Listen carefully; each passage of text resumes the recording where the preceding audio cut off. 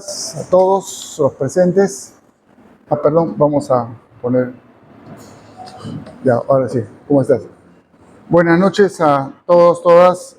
Vamos a culminar hoy día, esta noche vamos a culminar nuestro ciclo de lectura y discusión sobre historia de la crisis mundial. Esta es la 8ª sesión. Tuvimos un primer ciclo de 4 sesiones y uno segundo de 5 sesiones en realidad, una intermedia, un enlace entre ambos ciclos y esta última. Y justamente para esta sesión habíamos planteado 2 textos que están conectados ciertamente por el tema, que tienen una peculiaridad, ¿no? La peculiaridad es que el segundo de estos textos es una conferencia que no se dictó, al menos hasta donde sabemos, y de la cual contamos con las notas del autor, ¿no? La primera conferencia que vamos a comentar esta noche se titula Los intelectuales y la revolución, fue pronunciada el 1 de diciembre del año 23, ya no en el local donde estaban desarrollándose el ciclo, que es el local de lo que ahora es el Mali, ¿no? Que en esa época era la Municipalidad de Lima, y dentro de la cual la Federación de Estudiantes tenía una oficina, un local, y utilizaba el auditorio central, como se ve en las fotos.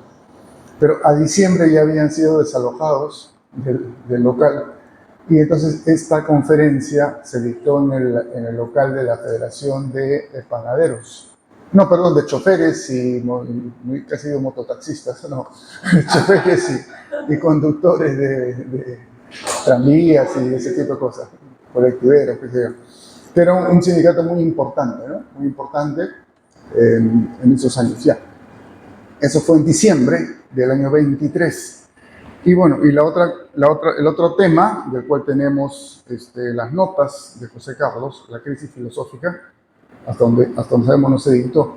Hay una cosa que señalamos aquí, y es que si uno revisa el temario de las conferencias, el temario que está al inicio del libro de la Historia de la Crisis Mundial, el temario que se difundió para invitar a las conferencias, sí está prevista una conferencia sobre la crisis filosófica, que como digo, no se dictó, pero no aparece el tema los intelectuales y la revolución. De hecho, hubo varios cambios, ¿no? En relación al temario original. En todo caso, este fue uno de esos cambios. Bien, entonces aprovechando el tema, yo me tomé la libertad de compartir con ustedes algunas notas sobre un poco los temas conexos, ¿no? Como les digo, no ha sido la intención de estas notas resumir, ni siquiera tampoco inducir a una determinada lectura en un sentido o en otro, sino dar algunos elementos del contexto, ¿no?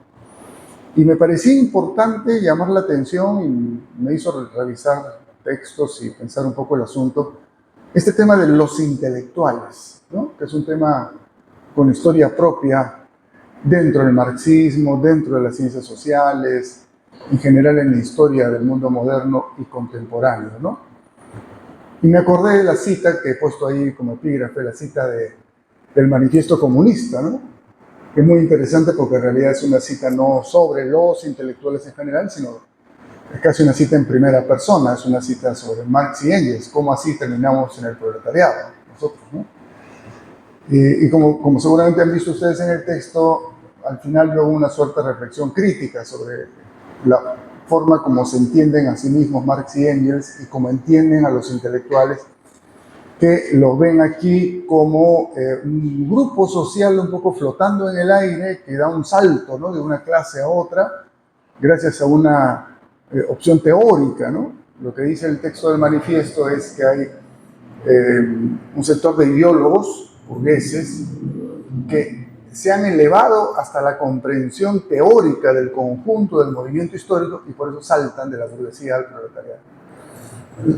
Es una versión bastante autosuficiente de los intelectuales, y a mí me parece además hasta cierto punto contradictoria con el materialismo histórico, con la visión materialista de la historia. Bueno, pero en fin, queda esa discusión. En todo caso, lo que está en el texto, que no lo voy a resumir, es cómo se va perfilando en el mundo moderno esta categoría social intelectual, ¿no? Y para eso vale la pena contraponerla a funciones muy parecidas pero diferentes en otros contextos sociales, en otros momentos de la historia, en otros modos de producción, si queremos ser más abstractos, ¿no? En toda sociedad de clases ha habido siempre pensadores, funcionarios, profesores, que podrían ser antecedentes de los intelectuales modernos. La diferencia, creo yo, central, es que estos escribas de la antigüedad, ¿no?, con contadas excepciones casi heroicas, son funcionarios del poder. Son funcionarios del poder, ¿no? Son parte del poder. El escriba, el amauta en el imperio del Estado Inca, ¿no? Son funcionarios del poder. Con la modernidad aparece una diferenciación de esta categoría social, ¿no?, que puede ser vista como autonomización, pero puede ser también vista como parte de la complejización de la sociedad burguesa, ¿no? En todo caso, ahí está un poco resumido el asunto. Es con la modernidad que comienza a perfilarse esta idea de el intelectual, dice usted de paso, fundamentalmente masculino, pero hay algunos ejemplos interesantes de mujeres que cumplen esa función en algunas sociedades europeas, americanas. Bueno, entonces es una construcción social que se va abriendo paso poco a poco. En el Perú nos han enseñado desde el colegio, ¿no?, el asunto de los ideólogos de la emancipación. Vendrían a ser los intelectuales de ese momento, ¿no? Y después hay otros momentos en nuestra historia. Pero el siglo XIX, creo yo, es el escenario en el cual esto se consolida. Ya se perfila claramente, ¿no?, la existencia de categoría social de generalmente jóvenes, casi siempre con formación académica, aunque no académicos, que desde esa peculiar posición intervienen en los asuntos públicos, ¿no? Y comienzan a intervenir cada vez más como críticos. El ejemplo de los jóvenes hegelianos, ¿no?, del cual el propio Marx y Engels forman parte, viene a ser un ejemplo de eso. Después aparece esa palabrita, ¿no?, que ha tenido mucho uso en la inteligencia, ¿no?, que según descubrí no es de origen ruso sino polaco, pero que sobre todo se aplicó para hablar de estos intelectuales rusos que a mediados del siglo XIX emergen cuestionando el orden tradicional, el zarismo, ¿no?, se embarcan en procesos de reforma, en procesos de revueltas y terminan alimentando los movimientos directamente antecesores de los bolcheviques, ¿no?, los populistas, en sus versiones más sociales y en su versión terrorista, digamos, ¿no?, la inteligencia. Y el momento, bueno, hay una serie de referencias, esta idea de la República de las Letras, la importancia de las revistas para los intelectuales es muy importante. Desde el siglo XVII hay revistas, ¿no?, que cumplen ese papel. Y sobre todo, el momento, según diversos historiadores, el momento estelar, digamos, en el que la categoría intelectual se fija ya como una categoría con un rol sociopolítico claro, es el famoso affaire Dreyfus en Francia, ¿no? Este juicio que le hacen un oficial de origen judío y alsaciano por supuestamente haber entregado información a los alemanes, cosa que se muestra que es falsa, pero una y otra vez lo recondenan, ¿no? Y esto se convierte en un escándalo y aparecen ahí entonces los Dreyfusards, los defensores de Dreyfus, ¿no? Y a partir de ahí, según parece este señor Clemenceau, que lo hemos estudiado en la historia de la crisis mundial, es el primero, esos intelectuales, ¿no? Esos intelectuales, el que usa esa categoría públicamente, ¿no? Bien, entonces eso está ahí planteado como historia del asunto. Después, lo mismo, rápidamente una referencia a cómo se ha usado en el Perú. Basadre usa la palabra intelectual para caracterizar, bueno, a Baquíjano, y se podría emplear a todos los ideólogos de la emancipación. Y después hay momentos en el siglo XIX en los que aparecen núcleos que intentan cumplir ese rol, ¿no?, pero son muy efímeros. Y también en torno a revistas, ¿no? El Mercurio Peruano fue la primera a fines del 18, la revista de Lima a mediados del 19, ¿no?, es un intento de agrupar un grupo de gente mucho más laxo, ¿no?, y mucho más diverso, pero que son los que después van a fundar el Partido Civil. Y después hay dos figuras, dos personajes, ¿no?, que podrían ser calificados como intelectuales en un sentido más moderno, más estándar, digamos, ¿no?, que son Francisco González de Paula Vigil, ¿no?, y González Prada, ¿no?, por supuesto, Manuel González Prada, ¿no?, que son estas voces ¿no? Que a partir de determinados aparatos doctrinarios más o menos claros, fuertes, en el caso de González Vigil, liberalismo clásico fuerte, en el caso de González Prat, radicalismo que se transforma en anarquismo, se convierten en voces públicas, críticas, ¿no? Con un impacto en la sociedad, con muy limitado efecto político real, pero con impacto en la sociedad y en la cultura, ¿no? Hay un poco... probablemente, no, esto es como, seguramente me estoy equivocando, pero podría decirse que quizás el primer texto que se publica en el Perú con la palabra intelectual en su título es El intelectual y el obrero, que es un discurso que hace leer González Prada. Dicho paso, González Prada nunca habló en público. Todos esos discursos incendiarios que hemos leído los hacía leer generalmente por un niño, ¿no? Y él ni siquiera asistía muchas veces a la ceremonia, ¿no? Una mezcla curiosa de aristócrata y anarquista, ¿no? En fin. Bueno, ese texto se leyó en 1905 en la Federación de Panaderos, el 1 de mayo justamente, ¿no? Entonces ahí tenemos dos. Y después tenemos este grupo que también suele ser considerado en la historia de las ideas en el Perú como un colectivo, como un grupo de intelectuales, los llamados arielistas peruanos, ¿no? Los discípulos de Rodó, lectores de Ariel, la generación del 900, ¿no? Víctor Andrés Belaúnde, José de la Ribabuero, Francisco García Calderón, que intentan, ¿no? Desde arriba, son una voz crítica moderada desde arriba, ¿no es cierto? Habían dicho hijos de la oligarquía, sí, Ribabuero y García Calderón, menos Belaúnde, ¿no? Era más de clase media. Pero que no tuvieron mucho impacto al punto que el mejor libro sobre ellos se llama Los Sanchos Fracasados, ¿no? Que es una expresión además escrita por el propio Belaúnde, ¿no? En una carta, se me parece a García Calderón, creo, ¿no? Bien, entonces hay esta historia de los intelectuales y las notas que les he propuesto, como un poco para motivar la conversación, terminan con algunas ideas muy apretadas, pero que creo que valdría la pena profundizarlas, intentando una caracterización marxista más adecuada del tema intelectual, superando esta visión de la cita del manifiesto, ¿no? Que es una visión, como digo, me parece poco materialista, ¿no? En realidad.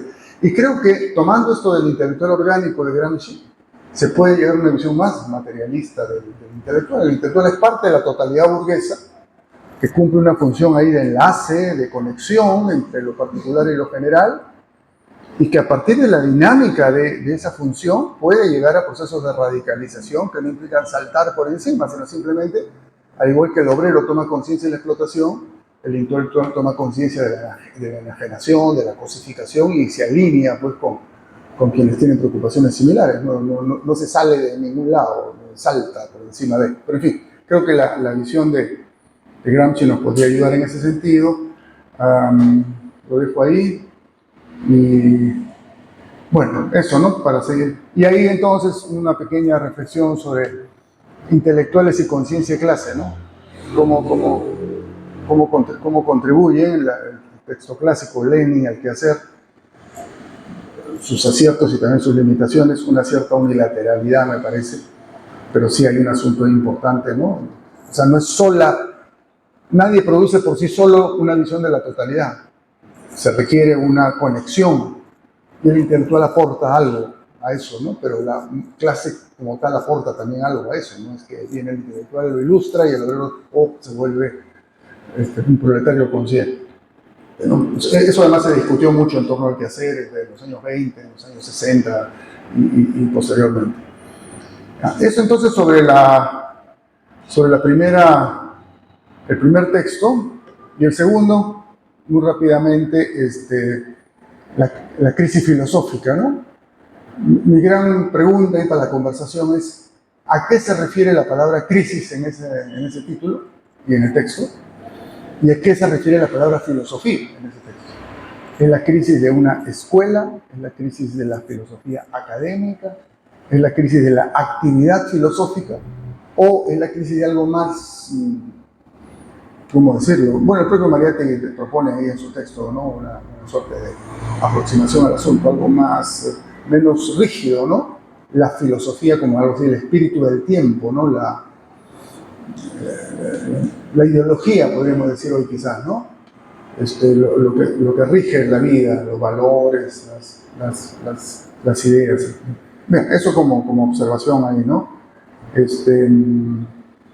Y hay otras preguntas subsidiarias de las que he mencionado que quedan para seguirlas pensando.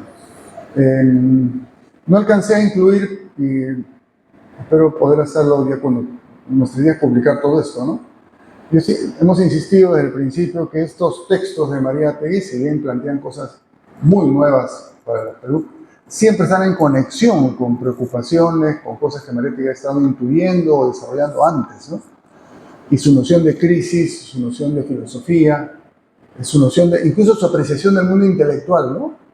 Hay textos del joven Mariátegui que apuntan, ¿no? En el sentido de lo que aquí se desarrolla mucho más claramente, ¿no? Mucho más claramente. En fin, no está incluido en las notas, pero seguramente podremos incluirlo luego, ¿no? Y digamos, para terminar, estas dos conferencias, creo yo, como que apuntan, una de ellas a la revista, o sea, ambas, a la revista Mauta, como el espacio en el cual se va a redefinir la función intelectual en el Perú, ¿no? Creo que es el ejemplo más avanzado de una redefinición aunque probablemente la mayoría de escritores de Mauta no les hubiese gustado que les dijesen intelectuales, se sentían más activistas, ¿no? Revolucionarios, pero es una redefinición de la función intelectual en el Perú. Y el tema de la crisis filosófica, que hay manera de ver, Mariátegui lo menciona en el texto, pero lo deja casi sin respuesta. La respuesta es defensa del marxismo, ¿no es cierto? 7 años después, ¿no? Texto del 30. Pero en fin, bueno, textos de los años 29 y 30. Pues eso como ideas para, ¿no?, motivar la conversación, y entonces le dejo a Hernando, que nos ofreció, y gracias por eso, hacernos ya una motivación directa sobre los textos que nos interesan conversar esta noche. Adelante, Hernando.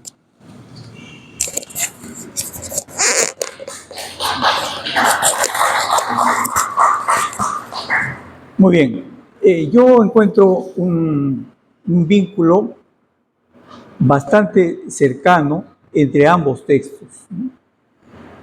Porque los intelectuales son portadores de una ideología, ¿no?, voceros de un espíritu, de un pensamiento. Y ese pensamiento, pues, también se expresa a través de la filosofía. Yo creo por eso que estos dos textos están bastante vinculados y tienen problemas o plantean preguntas que se relacionan también. Mariátegui empieza su exposición señalando que la sociedad burguesa es cuestionada desde hace mucho tiempo, sobre todo por las mentes más avanzadas de la época, y señala una serie de intelectuales de entonces, ¿no?, y artistas célebres como Gorky, Unamuno, Barbusse, Romain Rolland, algunos de ellos vinculados incluso a los partidos comunistas de entonces, ¿no?, como Barbusse, como Romain Rolland, ¿no? Incluso Bernard Shaw, un fabiano, laborista fabiano, ¿no?, o sea, un laborista de izquierda, ¿no? Y constata Mariátegui que a medida que la sociedad burguesa entra en crisis, en contradicción, también aparece un resquebrajamiento del pensamiento que la sostiene. Y por un lado, y por otro lado, empuja a algunos intelectuales a asumir una posición conservadora e incluso reaccionaria. Menciona dos casos, ¿no? El caso de Leopoldo Lugones, un hombre que había surgido como un filo anarquista hacia finales del siglo XIX, incluso cercano al socialismo, se afilia, es un activista fundador de un centro socialista en Córdoba, y que luego deviene, con el paso del tiempo, nacionalista, conservador y fascista, filofascista, ¿no? Y el otro caso es el caso del dramaturgo y ensayista belga Maurice Maeterlinck, espero que la pronunciación sea correcta, ¿no?, que ya hacia los años 30, por ejemplo, escribe el prefacio del discurso político del dictador Salazar, ¿no? Era una revolución en la paz, ¿no? Mariátegui también señala que en medio de estas dos posiciones de los intelectuales más avanzados que se adhieren a la revolución, y los otros intelectuales más bien conservadores, hay un grupo de intelectuales centristas, ¿no? Que no optan ni por la reacción ni por la revolución, pero que tampoco se atreven a dar el paso hacia la revolución. Frente a la revolución prefieren no tomar una posición, no dar un paso decisivo y afiliarse a la revolución. Vacilan y terminan retrocediendo y alabando a la sociedad, al sistema que antes criticaban. Un caso de intelectual que no llegó a ser propiamente fascista es el de D'Annunzio, ¿no? Y Mariátegui también lo estudia en la escena contemporánea, ¿no? D'Annunzio era un escritor, ¿no? Incluso militar, político, ensayista, que se militó artísticamente en el movimiento decadentista, ¿no? Estaba por un lado entre el elitismo y el conservadurismo, y por otro, Mariátegui lo señala, entre la vida y la revolución. Incluso este hombre llega en algún momento a encabezar el establecimiento de un Estado con una constitución avanzada, el Estado libre de Fiume, la República Libre de Fiume, cuya constitución es la llamada Carta de Carnado de septiembre de 1920. Esa constitución combinaba, mezclaba, ¿no? Ideas anarquistas, sindicalistas, incluso uno de los figuras de esa República Libre es un sindicalista italiano. A la par que ideas corporativistas, filofascistas. Justamente Mussolini toma de las ideas de D'Annunzio muchas de las ideas que luego más adelante va a materializar, ¿no? En el movimiento fascista. Por eso es que D'Annunzio es visto como un precursor de los ideales y las técnicas del fascismo italiano, ¿no?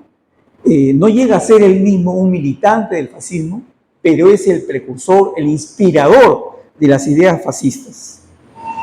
Mariátegui en la escena contemporánea dice al respecto: los orígenes espirituales del fascismo están en la literatura de D'Annunzio y en la vida de D'Annunzio.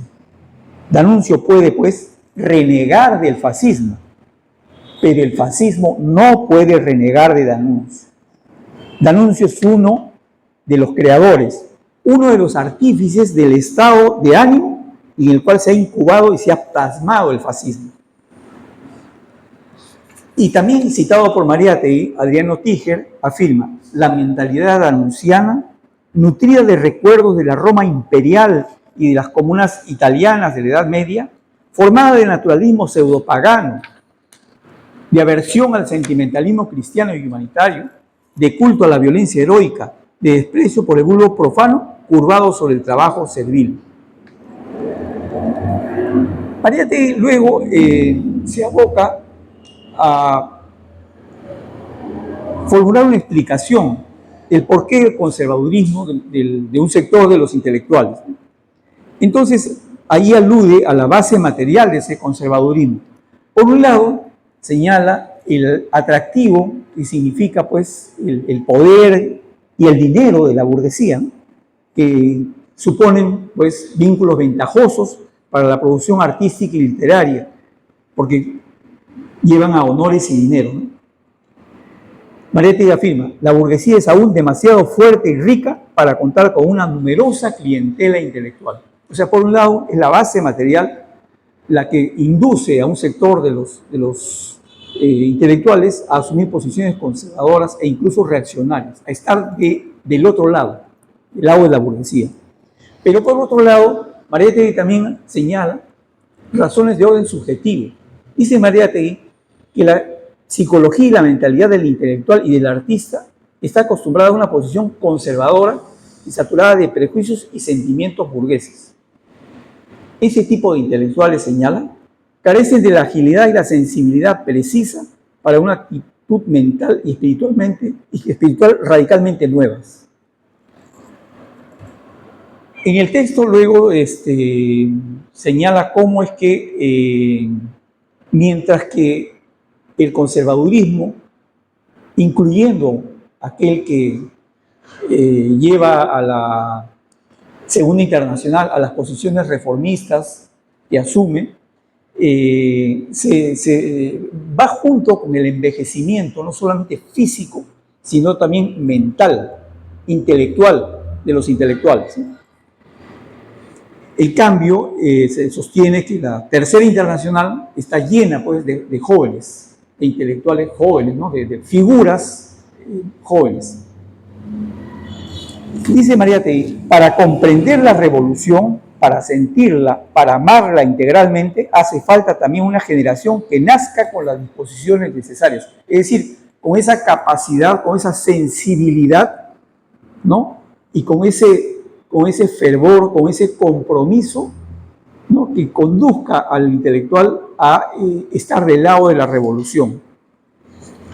Dice Mariátegui que por esa razón es que los jóvenes están más cerca de la revolución que los viejos, ¿no? Se trata de qué cosa. Por un lado, yo creo que las revoluciones suelen ser generalmente expresión del movimiento de los jóvenes hacia el progreso. Generalmente las revoluciones son revoluciones hechas por jóvenes. La militancia y la conducción de las revoluciones suele ser generalmente joven, ¿no? Esto además va junto con el idealismo que conduce o del que está inspirado el movimiento revolucionario. Un movimiento revolucionario propugna un cambio, una utopía, una mejora, progreso, ¿no? Un ir hacia adelante. Ese es un segundo factor que yo creo que explica la adhesión de los jóvenes a la revolución. El primero es la identificación con los jóvenes que militan y que conducen la revolución. El segundo es la utopía, el idealismo. Y el tercero, yo creo que es la falta de miedo a los riesgos, ¿no? El arrojo, ¿no? La disposición, incluso a arriesgar la vida por un ideal, ¿no? Eso es lo que hace que los jóvenes justamente estén más cerca de la revolución que las personas mayores, sobre todo aquellos que han declinado desde el punto de vista intelectual, ¿no? Mariátegui sostiene que en paralelo, mientras se va gestando un orden nuevo, también se gesta una generación, dice, capaz y espiritualmente preparada para organizarlo, dirigirlo y defenderlo. Una generación libre de supersticiones, de prejuicios, de apocamientos propios de la mayor parte de las viejas generaciones. En la escena contemporánea, Mariátegui afirma lo siguiente: mientras la reacción es el instinto de conservación, el estertor agónico del pasado, la revolución es la gestación dolorosa, el parto sangriento del presente, ¿no? Y Mariátegui culmina señalando que es la hora de la juventud, de una juventud libre de prejuicios, de servilismo, de tradicionalismo, de nostalgia por el pasado. Hundirá su mirada audaz y compasiva en la entraña cálida y sangrienta del presente. Y como optimismo señala que él presencia el surgimiento de los primeros brotes de una generación renovadora, ¿no? Esto tiene mucho que ver también con la frase atribuida a González Prada, ¿no? Los jóvenes a la obra, los viejos a la tumba, ¿no? Yo quisiera hacer algunos comentarios finales respecto de este texto, ¿no? Que seguramente lo vamos a retomar también cuando comentemos el siguiente. Las revoluciones siempre han atraído el interés de los intelectuales, ¿no? En los años 20, tras la revolución bolchevique, muchos intelectuales visitaron la Unión Soviética, se adhirieron a la revolución soviética, ¿no? Y lo mismo ocurrió en los años 60, 70, tras la Revolución Cubana. La Revolución Cubana constituyó un polo de atracción muy fuerte para muchos intelectuales en América Latina, ¿no? era el atractivo de lo nuevo, ¿no? De la promesa utópica, ¿no? Que en realidad era más soñada por los intelectuales que recogida de la realidad misma, ¿no? Que la realidad pues era una realidad complicada. Toda revolución es una revolución, no es un camino lineal, no es un campo de rosas, generalmente suele ser un campo de batalla muy duro, ¿no? Con contradicciones, con idas y venidas, con avances y retrocesos, con múltiples dificultades, ¿no? ¿No?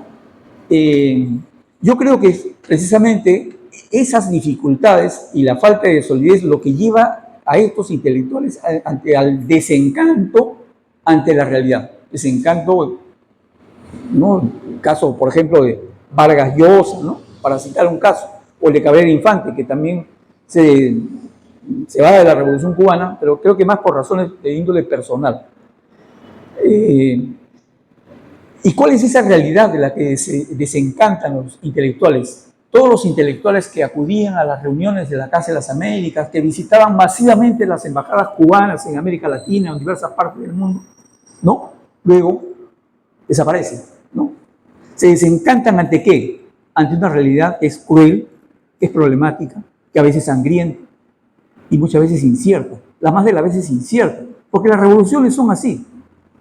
Tienen su aspecto de incertidumbre. No todo es certeza en las revoluciones, ¿no? No todo es, comillas, bonito, ¿no?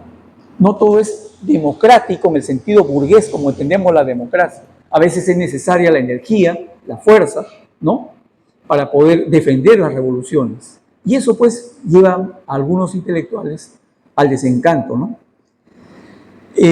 Las revoluciones, bueno, tienen el atractivo, como decía, de lo novedoso, de lo joven. Pero en el caso de muchos de nuestros intelectuales, de estos intelectuales luego desencantados, también tenía el atractivo de los premios y reconocimientos. Por ejemplo, la Casa de las Américas, que era un espacio donde donde acudían, donde concurría la obra de intelectuales de nota de América Latina, y el premio que otorgaba era un premio que otorgaba un nombre, otorgaba prestigio. ¿Ante qué estamos ahora? Mariátegui, como decía, culmina su texto con una frase optimista, ¿no? Dice él que es obra de la juventud, ¿no? Que hundirá su mirada audaz y compasiva en la entraña cálida y sangrienta del presente. Pero ese presente hoy no es tan optimista. Nuestros intelectuales hoy más bien se muestran pasivos ante el orden vigente. Mientras que en los años 60 en la academia, en sectores de la academia, había un pensamiento crítico que se desarrolló durante los 70, llegó hasta los 80, creo. Después de eso no ha habido más. Los partidos de izquierda atraían a los intelectuales. Había intelectuales de izquierda, habían núcleos de pensadores, de investigadores, académicos cercanos a la izquierda que producían conocimiento que era útil para la gestación de programas, para la elaboración de plataformas políticas. Hoy los intelectuales más bien están pasivos ante ese orden. No hay desde el mundo intelectual, desde el mundo académico, un cuestionamiento fuerte al orden vigente. E incluso algunos de esos intelectuales están comprometidos con ese orden. Y por otra parte, la juventud de hoy parece ganada por el consumismo, por el individualismo. Entonces, en verdad, el panorama no es ahora precisamente optimista. Es un momento de remar contra la corriente, ¿no? De ir cuesta arriba. Ese es el momento actual.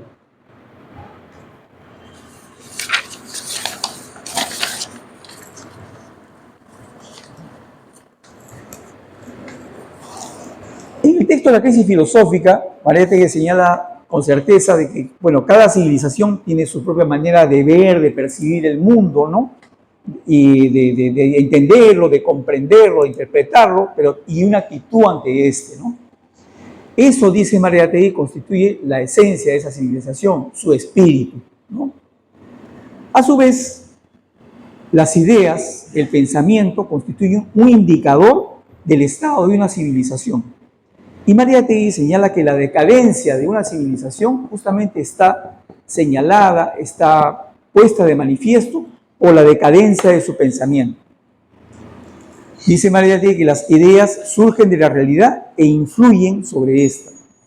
Sostiene lo siguiente: el espíritu humano actúa sobre la realidad y es influido y modificado por esta. Es decir, hay un curso y recurso, un ida y vuelta, ¿no?, entre la realidad material y el pensamiento.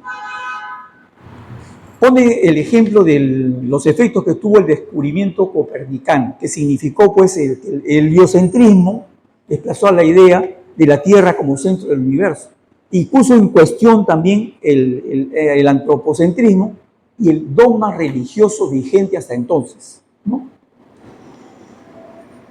Las ideas entonces pues resultan revolucionarias y progresivas cuando responden al desarrollo de las fuerzas productivas, a la renovación de la época, ¿no? Mariátegui sostiene que la ideología de la civilización burguesa está en una situación de desgaste. No solo la organización capitalista no satisface el desarrollo de las fuerzas productivas, sino tampoco el propio pensamiento burgués es capaz de dar cuenta del mundo, de ofrecer un horizonte por lo menos optimista, ¿no?, una fe, ¿ya? Entonces así el pensamiento burgués ha perdido fe, ha perdido optimismo, ¿no? Y más bien ofrece pesimismo, negativismo, escepticismo, ¿no? El espíritu burgués es actualmente relativista, sostiene Mariátegui. Eso lo dijo, fíjense ustedes, hace 100 años. Y el relativismo sigue siendo hoy todavía, ¿no?, una filosofía, una ideología presente. Su expresión más acabada en estos tiempos es el posmodernismo. ¿Ya? Vamos a hablar ya de eso, ¿no? Vamos a hablar de eso. Para desarrollarse, dice, la sociedad burguesa tuvo necesidad de fuerza espiritual que le abriese el paso y le infundiese fe. Y esa fuerza ideológica fue el racionalismo, ¿no? El racionalismo que nace con la Ilustración, con la época de la Ilustración. ¿La Ilustración de qué se nutre? Se nutre del desarrollo de las ciencias, de la física, de las matemáticas, de la astronomía, de la navegación. Entonces la razón se encumbra como nueva diosa en el horizonte cultural de entonces, ¿no?, y se constituye en el eje de la explicación y de la comprensión del mundo. El mundo es capaz de ser conocido. El conocimiento del mundo, pues, es posible a través de la razón, del estudio objetivo del mundo, porque el mundo mismo es objetivo desde el punto de vista del racionalismo, ¿no? La Ilustración apoyó entonces su pensamiento en el avance de las ciencias, en el avance de la razón, ¿no?, y cuestionó el poder absoluto del soberano y de su supuesto origen divino, ¿no? Introdujo la idea de que la soberanía del gobernante radicaba en la voluntad popular, ¿ya?, no en la divinidad. Por eso es que es posible la abolición pues de los estamentos, de las castas, ¿no?, y los privilegios, y en ese sentido el cumplimiento del papel revolucionario de la burguesía, de cambiar la faz de la sociedad, ¿no? Sostiene Mariátegui que la razón continuó su curso revolucionario, ¿no?, su trayectoria revolucionaria. Dice, la igualdad era incompleta si solo era política, si no era también económica, ¿no? Ahora bien, la burguesía ha sido históricamente inconsecuente con sus propias ideas, con las ideas del liberalismo, con las propias ideas de la racionalidad, ¿no? En una sesión anterior yo señalé en mi intervención cómo así la burguesía cuestionó bien temprano la propia razón política, la democracia, ¿ya? Por su temor a las revoluciones, el temor al comunismo, ¿no?, el miedo a la aparición del pueblo en la escena pública, su oposición inicial al sufragio universal. La burguesía empieza a tener miedo de la democracia que había engendrado el liberalismo, ¿no? Y le tiene miedo a la presencia de la clase obrera y del pueblo en el escenario político. No solamente a las revoluciones, sino la posibilidad de que la presencia obrera y popular en el sufragio cambiase la correlación de fuerzas y la presencia de la burguesía en el poder, ¿no? Mariette señala que toda filosofía responde a la necesidad de la época que la genera, ¿no?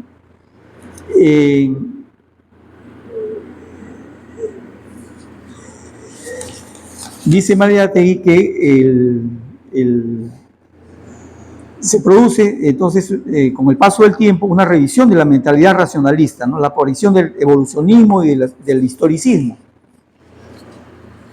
El racionalismo estaba ligado, como le decía, a la idea de un mundo objetivo, ¿no? Absoluto, y la modernidad vinculada a la ley del progreso, ¿no? El futuro como continuación del presente, como un avance hacia adelante, ¿ya? El racionalismo va a cuestionar esas ideas. En primer lugar, la valoración valora la subjetividad, ¿no? Pone por delante la intuición, el sentimiento, la voluntad, ¿no? En segundo lugar, pone en duda la idea del progreso, ¿no? Por lo menos la desconfianza ante este. Eso será incluso mucho más acentuado con el posmodernismo, ¿no? Surge entonces el relativismo, ¿no? Que abarca un amplio movimiento artístico, filosófico, científico. Mariette sostiene lo siguiente: el pensamiento contemporáneo está saturado de duda, de negación, ¿no? Hace un símil con la decadencia romana, ¿no? Dice, señala lo siguiente: los relativistas caen en el pesimismo, y cita a Ortega y Gasset, quien habla del alma desilusionada. Bien, una de las expresiones precisamente del relativismo es el posmodernismo. Es yo diría el relativismo contemporáneo, ¿no? Una de las expresiones más acabadas de la irracionalidad. ¿Qué cosa sostiene el relativismo? El relativismo nace, como señala el texto, como señala Mariette, como un cuestionamiento de la modernidad, ¿no? Para el posmodernismo, el proyecto moderno ha fracasado en su intento de renovación radical, no solamente del arte y la cultura, sino también del pensamiento y la vida social, ¿ya? En su búsqueda de liberar a la humanidad, ¿no? Es un proyecto, para los posmodernistas, un proyecto imposible, inacabable e incluso no deseable en algunos casos, ¿ya? El otro rasgo del posmodernismo es su cuestionamiento de la noción misma de verdad, ¿no? De certezas, la hibridación y la desconfianza ante los grandes relatos, sobre todo los relatos totalizadores, entre ellos, por supuesto, el marxismo, que es justamente un pensamiento que explica los fenómenos dentro de la totalidad, como parte de una totalidad vinculada estrechamente, ¿no? Según los posmodernos, pues la verdad depende de la perspectiva o del contexto, ¿no? No existe acceso a la realidad, sino a lo que nos parece a nosotros, a nuestro punto de vista, ¿no? Uno de los cuestionamientos como decía, del posmodernismo a la modernidad es el cuestionamiento a la idea del progreso, ¿no? El progreso visto como un desarrollo lineal, como un avance, ¿no?, perpetuo hacia adelante, hacia la mejora. Frente a ello, la modernidad más bien sostiene que el desencanto, la renuncia a las utopías, el individualismo, ¿no?, la opción por el progreso individual, el consumismo, ¿no? Por otro lado, ¿no?, la modernidad recogía como una herencia de la Ilustración nuestra definición actual de la democracia, de los derechos humanos. En cambio, para la modernidad, el pensamiento que surge de la Ilustración es un pensamiento que tiene un origen eurocéntrico, autocrático, etnocéntrico, ¿no? Por lo tanto, de eso no hay nada que rescatar o muy poco que rescatar, ¿no? Y incluso aunque eso fuera posible, no sería deseable, ¿no? No sería deseable, ¿no? ¿Ya? Una de las características de nuestra época, de la época que vivimos ahora, es que, por ejemplo, los medios de comunicación, los medios masivos y la industria del consumo se han convertido en ejes poderosos del poder, ¿no? Ejes muy importantes del poder. Estos, los medios, son los mensajeros de la verdad, son los que dan cuenta de la existencia de la realidad. Solo lo que aparece en los medios existe, solo lo que está en la publicidad existe. Si no estás ahí, no eres nada. Y eso tiene que ver, por ejemplo, con la política de los medios frente a los políticos de izquierda, ¿no? Ustedes ven que en nuestra televisión, en la prensa escrita corporativa, no aparecen los políticos de izquierda. Aparecen incluso momias de la derecha, ¿no? Personajes que hace mucho tiempo fueron enterrados políticamente, pero los medios de comunicación, la televisión, la prensa, los resucita cada rato, ¿ya? La información se convierte en entretenimiento, ¿no? Se espectaculariza la realidad. Es el tiempo de los fake news y de la posverdad, de la mentira convertida en supuesta verdad, ¿no? Se reemplaza la ideología por la imagen, el contenido por la forma de su transmisión y su capacidad de convencer, ¿ya? Esa es la posmodernidad. El consumo como un mecanismo de legitimación social, de consecución de ciudadanía. Si no consumes, no eres nadie. Si no portas la marca en tus zapatos, en tu camisa, no eres nadie. Eso sobre todo está presente en los jóvenes, ¿ah? Los jóvenes están muy ávidos de las marcas, incluso la presidenta de la República, ¿no? Claro, hay un relativismo moral, ¿no? En estos tiempos, un desinterés por los asuntos públicos, un desinterés ante la injusticia, renuncia a las utopías y un debilitamiento de la fuerza jurídica vinculante de los derechos humanos. El mundo se ha vuelto cada vez más un mundo,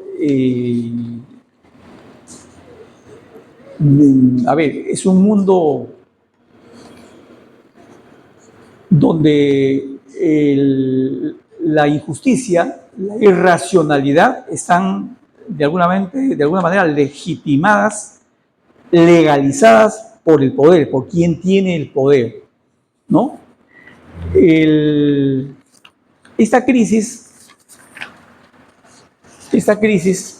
¿no?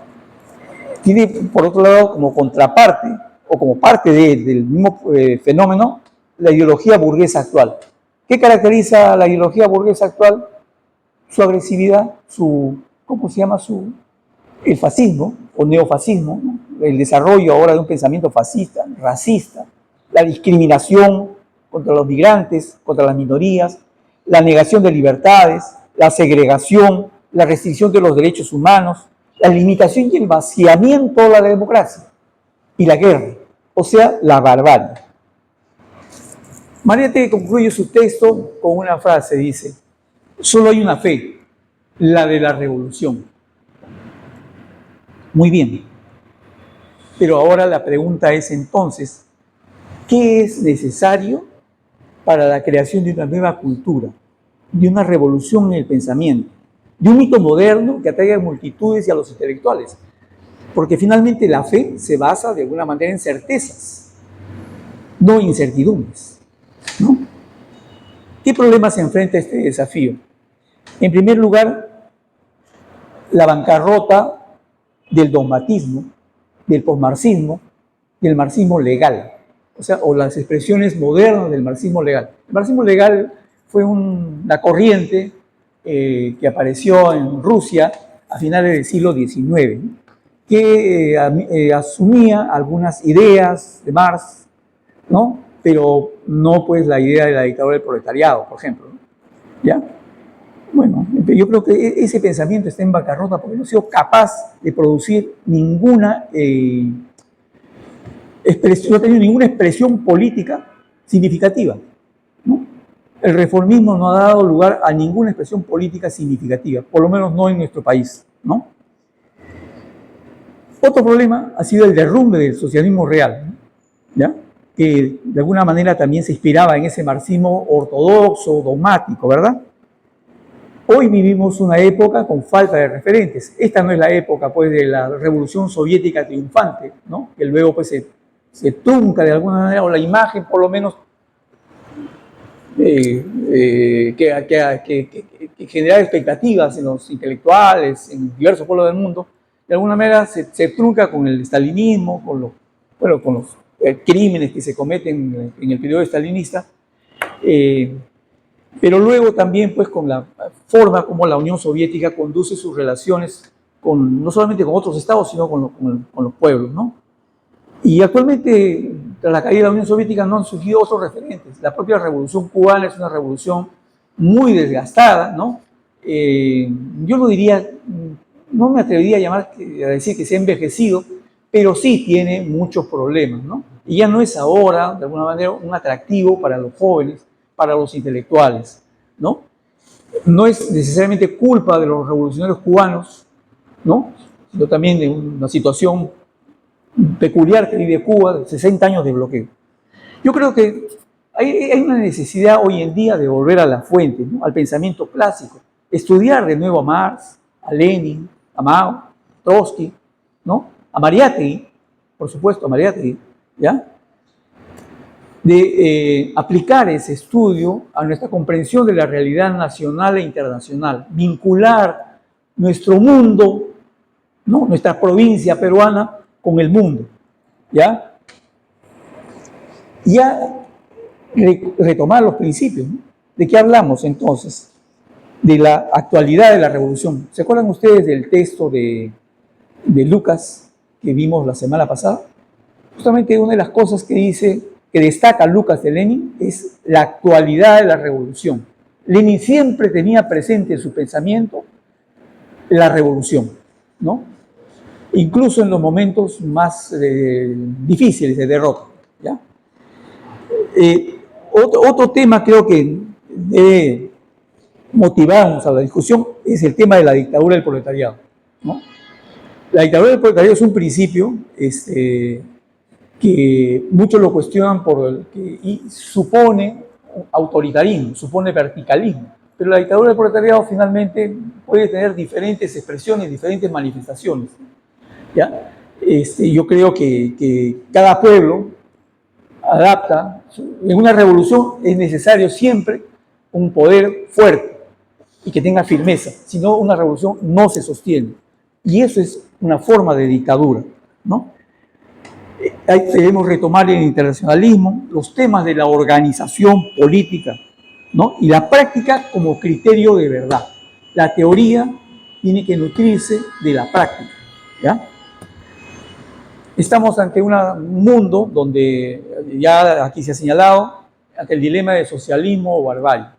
Y la única salida es efectivamente el socialismo frente al peligro, incluso de desaparición de la humanidad ante una posible guerra mundial, ¿no? Por eso, pues, en Mariátegui concluye que solo hay una fe, la de la revolución.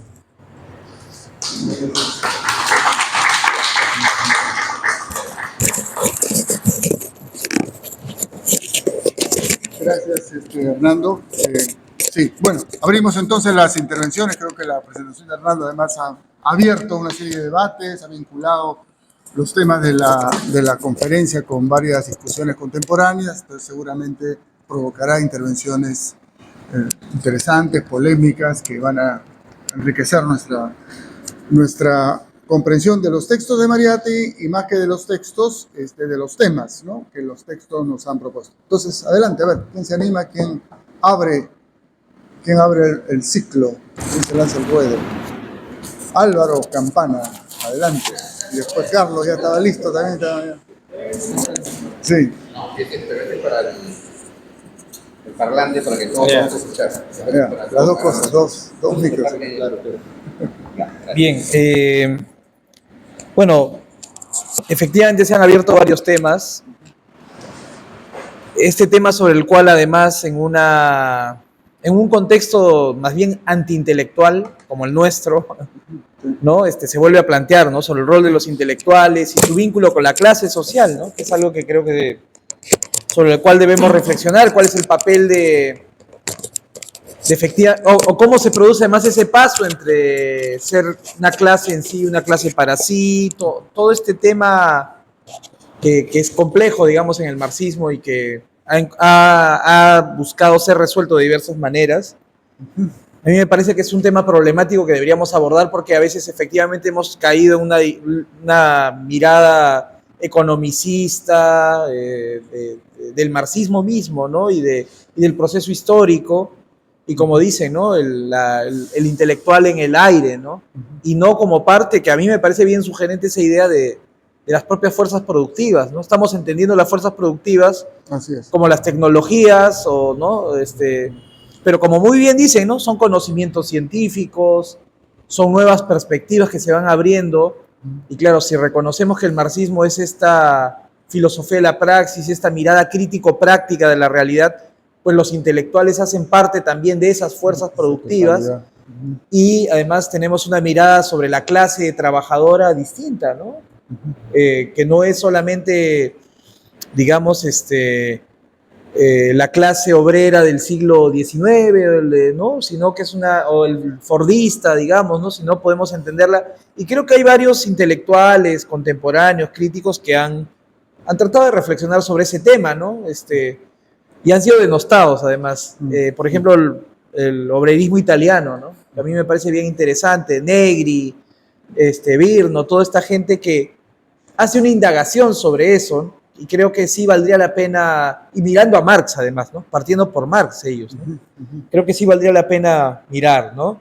Y bueno, creo que ese es un valor de esta parte, ¿no? Volver a discutir el rol del intelectual, que obviamente no puede ser el intelectual del escándalo Dreyfus, no puede ser el intelectual, ¿no? Y por otro lado, lo que decía el compañero, o sea, si no hay movimiento, si no hay fuerzas transformadoras, si no hay en la sociedad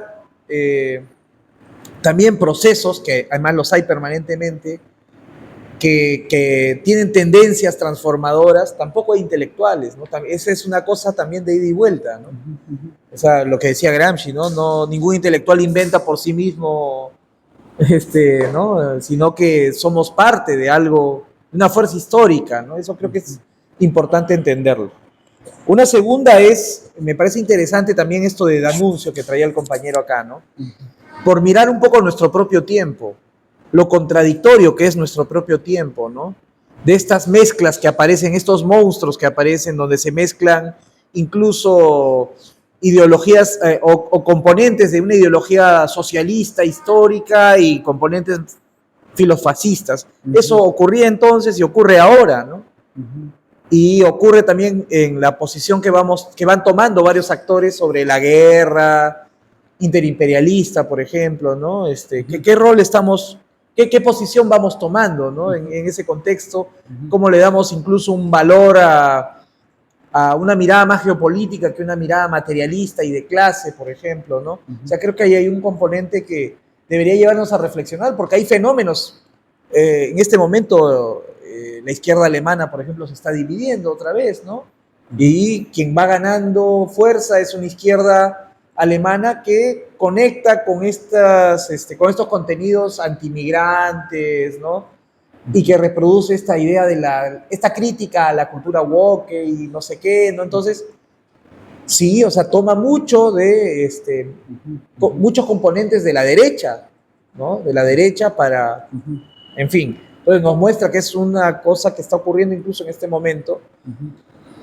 Y sobre el posmodernismo que planteaba el compañero, a mí siempre me ha parecido, ¿no? Intuitivamente, no soy un especialista tampoco, pero creo que Mariátegui coincidía con muchas de las críticas de la posmodernidad, ¿no? Es obvio, o sea, creo que en el sentido de la crítica a ese positivismo, a esa mirada positivista, ¿no? De la realidad, cientificista de la realidad.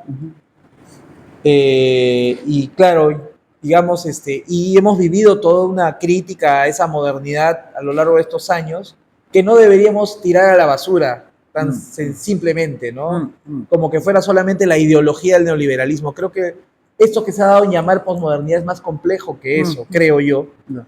Y creo que lo que falta desde nuestra parte es cómo incorporar toda esa crítica, como lo hizo el propio Mariátegui en su tiempo, a una opción revolucionaria, transformadora, la teoría crítica, la teoría revolucionaria, ¿no?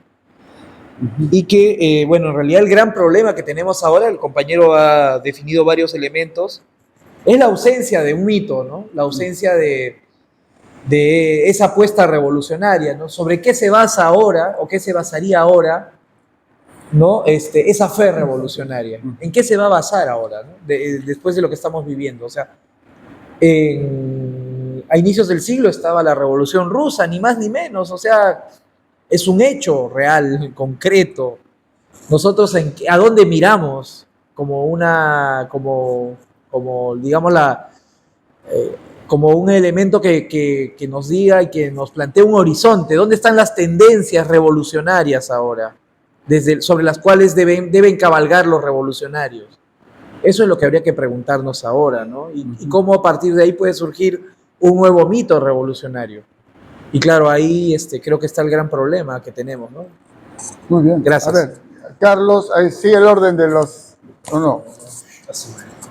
Ahí hay 4... Sigue. Los Ya, 4. buenas noches Tres, con todos, con todas. Me ha parecido bastante interesante los comentarios desde la mesa y también ahorita Álvaro que se suma. Si bien yo creo que hay 3 temas importantes que luego vienen mencionando, que es crisis, intelectuales y juventud, ¿no? Y antes de ver con eso o tocar esos temas rápidamente, creo que es importante también rescatar a un mariateísta que hace poco se ha conmemorado un año más de su muerte, ¿no? Que incluso fue muy amigo de muchos de los presentes, o uno de los presentes, que es Alberto Flores Galín. De ayer se ha conmemorado, ¿no? Un año más, un aniversario de su muerte, y que incluso él, en su testamento, llamado testamento, habla mucho sobre esto también del papel de los intelectuales y cómo, en cierto modo, pues no fueron cumpliendo su papel en la última etapa, ¿no? Y ahí, digamos, una autocrítica que hacen muchos. Y en relación a eso, después, cómo debemos ver la crisis en el sentido de que es una oportunidad que tomar. Si bien en momentos de crisis las masas tienen fe, como dice Mariátegui, como también en los 60, ¿no? Algunos dirigentes políticos decían, solo a nuestro pueblo le queda pues la fe en la revolución. Habría que ver cómo se llena eso. Por algo pues surgen las revistas, las iniciativas intelectuales, no para quedarse solo en el ámbito de la reflexión por la reflexión o el amor a las ideas o quién tiene la idea más correcta o más, digamos, más bonita, más perfecta, más científica, sino que eso tiene que ir en relación o en función a los diferentes sujetos sociales, populares que van apareciendo, y si es que no nos ligamos o no se liga esa intelectualidad, esa juventud que por lo general provienen de sectores medios o clases medias, pues continúan en su volatilidad, ¿no? O sea, son muy volátiles. Así como están ahora, no pueden estar después, fácilmente, ¿no? Por la misma condición o posición de clase que puedan tener en su momento. Entonces, en ese sentido, pues se abre una oportunidad para poder construir alternativas, darle sostén a alternativas políticas. Es por eso que también, si bien la juventud es importante en el sentido de que es más sensible a las ideas rebeldes, revolucionarias, si es que no hay una alternativa política firme, sólida, pues va a ocurrir lo que está ocurriendo hoy en día, que mucha gente joven está más del lado de posiciones no exactamente de derecha, pero sí conservadoras. Entonces, he ahí una gran falencia, un gran problema que resolver por parte de la izquierda. Si no hay esas alternativas ante situaciones o etapas de crisis, difícilmente podemos, digamos, sustentar algo coherente, digamos, en ese sentido. E incluso, pues, se suele pensar mucho en los sujetos, qué sujetos son los que tenemos hoy en día, y habría que, pues, recurriendo a sesiones anteriores, cuando se habla de movimientos en América Latina, lo nacional popular, la Revolución Mexicana, o en el caso peruano, Velasco y otros más, y más ahora si se habla de procesos constituyentes y todo esto, pues notamos que los sujetos populares están a la orden del día, están movilizándose y tienen consignas bien específicas.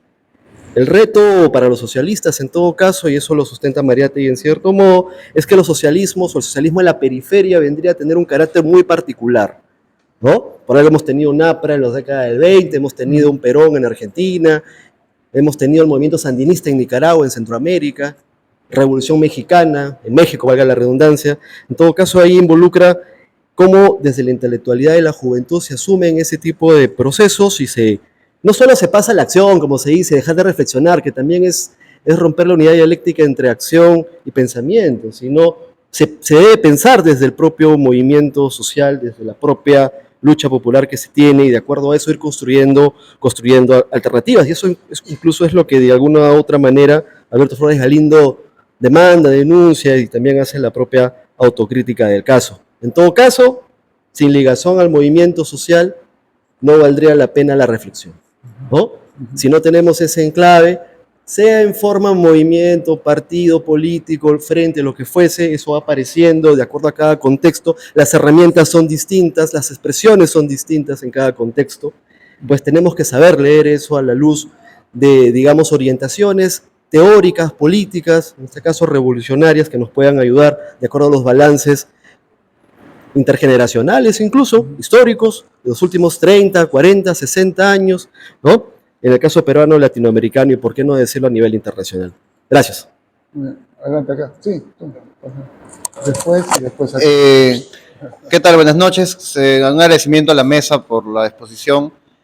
Bueno, para empezar con mi intervención, un poco hablando sobre el rol de los intelectuales, yo creo que hay que partir de analizar un poco el entorno en donde se desarrollan, cuál es la situación o el papel de las universidades, ¿no? Entonces, desgraciadamente, el neoliberalismo y la privatización y todo este contexto de reformas globales que ha traído el neoliberalismo conlleva a que la universidad se haya elitizado y haya dejado de lado mucho del contexto social o de los sujetos. O sea, antes la universidad era un espacio, se supone, cosmopolita, republicano, nacional, donde era ese punto de encuentro entre diferentes sectores sociales.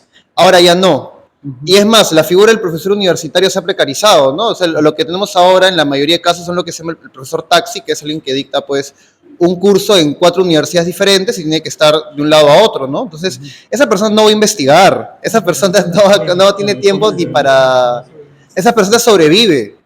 Entonces, o sea, por un lado hay ese grado de precarización que impide a los mismos intelectuales meterse de lleno, y eso también genera de que la universidad y en general la academia se vuelve una torre de marfil completamente aislada de los sujetos y problemas reales. Y ahí yo quería vincularlo un poco al tema del pensamiento burgués, y es de que el pensamiento burgués en la modernidad, sus tendencias más radicales, y con esto trato de vincular o encontré un hilo conductor, por un lado, entre las visiones más recalcitrantes del positivismo y el relativismo, y es que ambas tienen un profundo antihumanismo teórico, ambas niegan la existencia de un sujeto. O sea, por más que uno puede agarrar y decir el positivismo y el relativismo son totalmente diferentes, tienen ese punto de coincidencia, que es el antihumanismo teórico, o sea, la negación total del sujeto.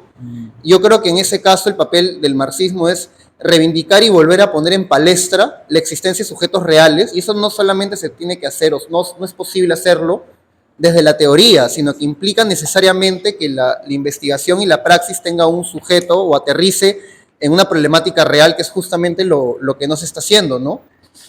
Y en ese sentido yo creo que el gran problema que hay hoy en día es que esa intelectualidad está completamente aislada de los sujetos y no tienen por dónde llegar. Y eso se ve porque muchas veces los debates o los temas de investigación vienen de otro lado, ¿no? Por ejemplo, uno puede irse ahorita, por poner un ejemplo, ¿no?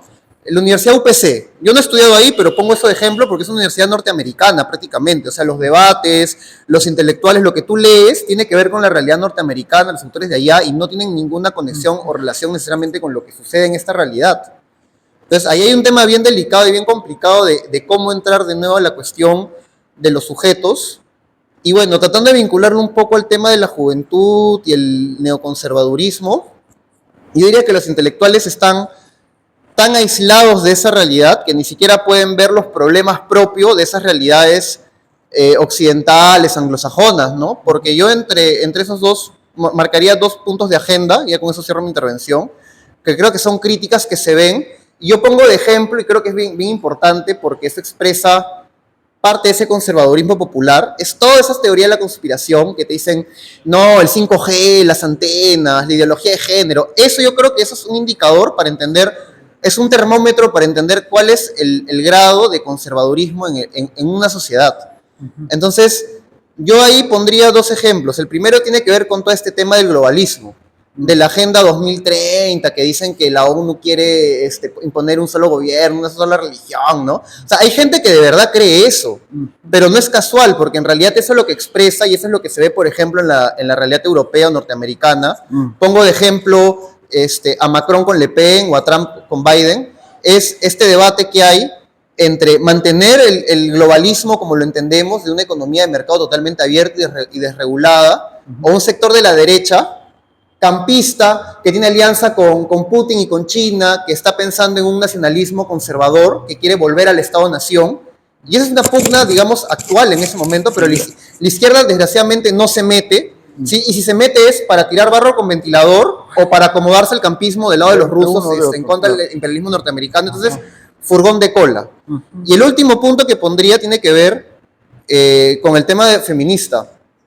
Las mujeres, o en general todas estas reformas del feminismo liberal que han habido en los últimos 20, 30 años, está generando que en los hombres jóvenes haya un profundo pensamiento reaccionario, conocido muchas veces como el fenómeno incel, que tiene básicamente, yo creo que es gente, y muchos son gente de mi edad, entre 20 y 30 años, pero finalmente es gente que tiene un profundo pensamiento antifeminista y anti-igualdad de género, y es porque desgraciadamente a esa generación los han engañado y les han hecho creer que cuando sean adultos iban a casarse y tener hijos igual que sus padres.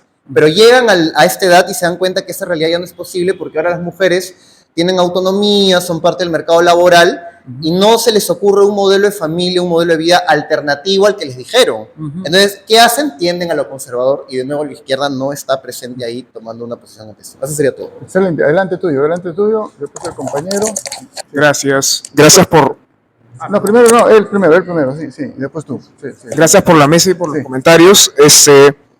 Tenía dos puntos para comentar. El primero tenía que ver con la figura misma del intelectual, no necesariamente revolucionario, sino la figura del intelectual en general, como un producto de la sociedad, la modernidad burguesa, ¿no? Y cuando hablaban justamente de esta idea falsa, ¿no? El intelectual en el aire, ¿no? Que se ha conectado a todo, me pregunto si eso tampoco tiene que ver con la misma configuración histórica de la figura del intelectual, porque ya desde las revoluciones de 1848 está esta imagen medio sospechosa del intelectual como una suerte de extranjero, de persona marginal, ¿no? El bohemio, ¿no? O sea, está Baudelaire que se une a las barricadas en la comuna, ¿no? Luego hay otros intelectuales que, digamos, que simpatizan con lo nuevo, pero que no son una posición militante, ¿no? Incluso Maletti, creo que tiene un texto en la escena contemporánea, cuando presenta la revista Clarté, ¿no?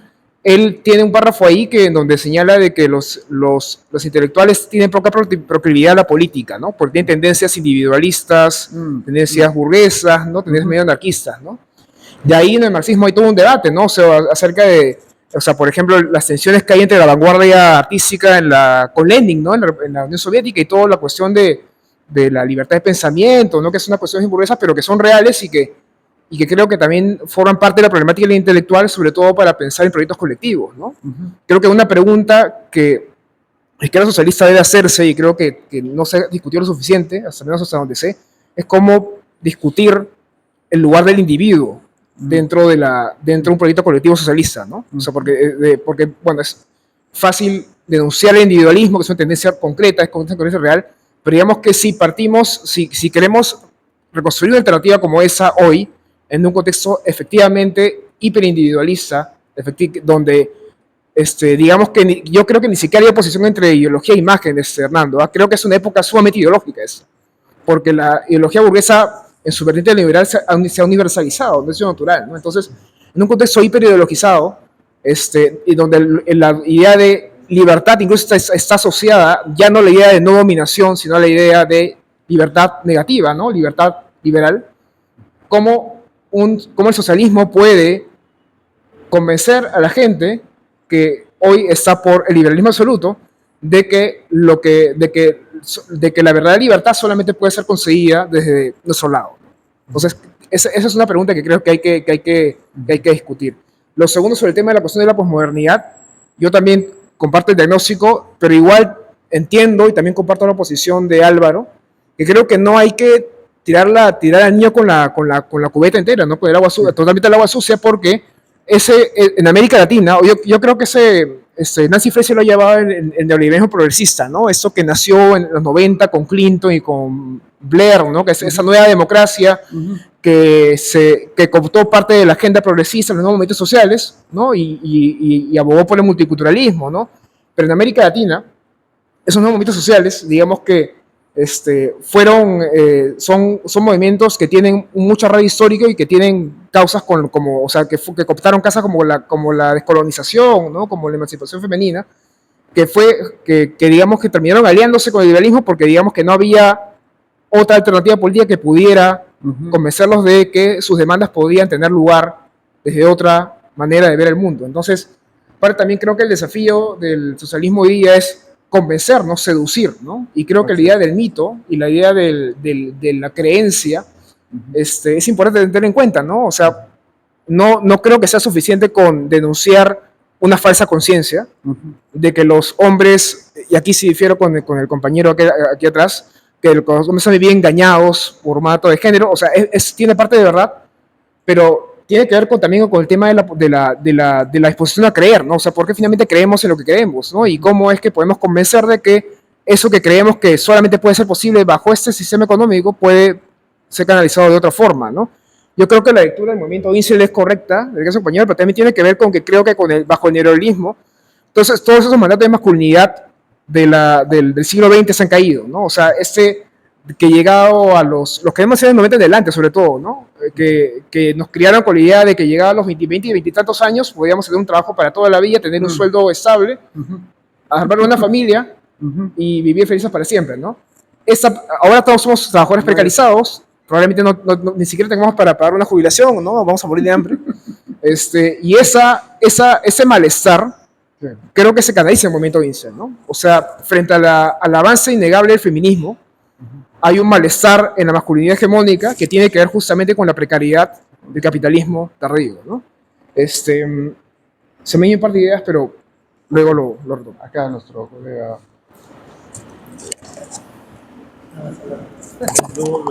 A ver. Bueno, se han hablado de bastantes temas y yo creo que ha dado bastante que pensar en realidad, ¿no? Voy a mencionar ahora primero sobre el tema de los intelectuales, ¿no? Se ha hablado bastante. Después sobre el tema de la fe en la revolución, ¿no? Que me ha parecido, bueno, lo hemos visto constantemente en Mariátegui indirectamente, ¿no? Aunque claro, si uno lee Defensa del marxismo está en todas partes, ¿no?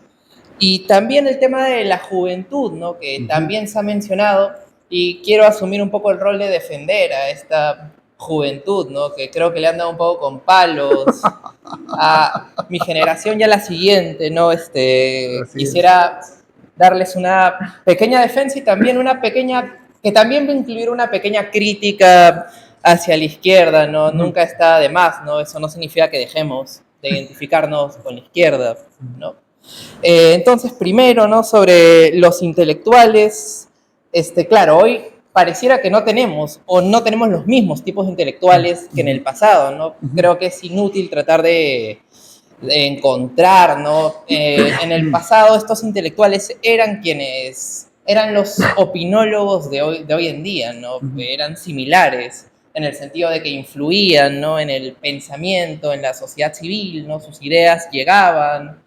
Y en ese caso, hoy en día, bueno, quizás por el mismo efecto, podemos hacer una lectura materialista, ¿no? Por el mismo efecto de la sociedad capitalista, los intelectuales han ido desapareciendo como los conocíamos, ¿no? En ese sentido, claro, el capitalismo nos está convirtiendo a todos en máquinas que producen, ¿no? Y que no pensamos tanto en lo que producimos.